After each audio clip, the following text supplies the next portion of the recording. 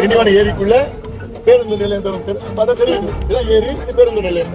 இதற்கு நான் 26/7/2023 அன்று மாவட்ட ஆட்சியருக்கு கடிதம் போட்டேன். இது மாதிரி கட்டாதீங்க, வெள்ளம் வரும், இது ஏரி முக்கியமானது, நம்ம பாதுகாக்கணும், வருகின்ற காலத்துல கடுமையான பாதிப்பு வரும், இதெல்லாம் சொல்லியும் ஆட்சியாளர் கேட்கல. ஏன்னா இது அரசியல் தான். என்ன அரசியல் கட்சிக்காரங்க மாத்திட்டு அவங்க இந்த பேருந்து நிலையத்தை சுத்தி இடத்தை வாங்கி போட்டாங்க.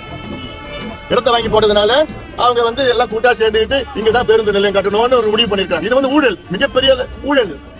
அவங்க சொந்த சுயநலத்திற்காக ஏரிக்குள்ள யாராவது கட்டுவாங்களா? எத்தனையோ தீர்ப்புகள், உயர்நீதிமன்றம், உச்ச நீதிமன்றம் தீர்ப்புகள் இருக்கு, ஏரிக்குள்ள எதுவும் கட்டக்கூடாதுன்னு இருக்கு. ஆனாலும் அதை மீறி இந்த அரசியல்வாதிகள் அழுத்தத்தின் காரணத்தால இங்க புதிய பேருந்து நிலையத்தை இங்க ஏரிக்குள்ள கட்டி இன்னைக்கு தண்ணி உள்ள ஏரி பேருந்து நிலையம் கட்டிட்டு இருக்காங்க. அதுக்குள்ள தண்ணி உள்ள போயிருக்கு. கட்டி முடிச்சதுக்கு அப்புறம் என்ன